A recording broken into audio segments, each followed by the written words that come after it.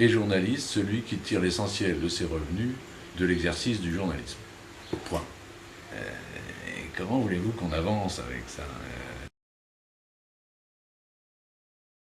Moi, je trouve que la crise qui apparaît au grand jour depuis quelques mois, ce qui se passe autour du Monde, ce qui se passe autour des Échos, autour de la Tribune, je le dis sans aucune provocation ni aucun cynisme, mais je pense qu'elle est porteuse d'espoir. Je la trouve extrêmement intéressante parce que pour la première fois depuis longtemps, on pose des questions qui sont liées non pas à des problèmes directement sociaux, mais à des problèmes d'éthique et de déontologie et de pratique du métier, et posant la question des fondamentaux de la presse. Qu'est-ce que c'est qu'un journal, quel que soit son mode de distribution, qu'est-ce que c'est qu'une rédaction, qu'est-ce que c'est qu'une information, à l'heure où on est dans un tel n'importe quoi en termes de diffusion de l'information, que plus personne ne sait d'où vient une information, on n'a plus aucune traçabilité de l'information, on ne sait plus qui dit quoi et comment, etc.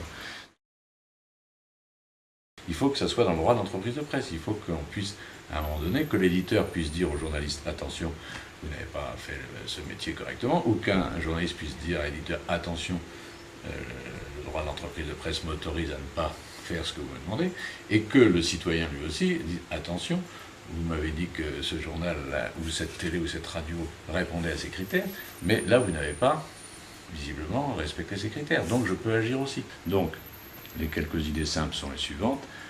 Le propriétaire du bien matériel, celui qui, au XIXe siècle, possédait les maîtres des forges, qui possédait les rotatives, l'imprimerie, tout ça, ben voilà, ça c'est clair. Et puis il y a le bien immatériel, c'est ce qui fait que quand on achète le Figaro plutôt que le Monde, on achète autre chose. Ce qui fait que quand on regarde TF1 plutôt que France 2, on regarde. Et ça c'est un bien immatériel, celui-là il appartient collectivement à la rédaction. Il appartient collectivement à ceux qui, jour après jour, depuis des décennies, fabriquent l'histoire d'un média et lui donnent sa couleur et sa spécificité.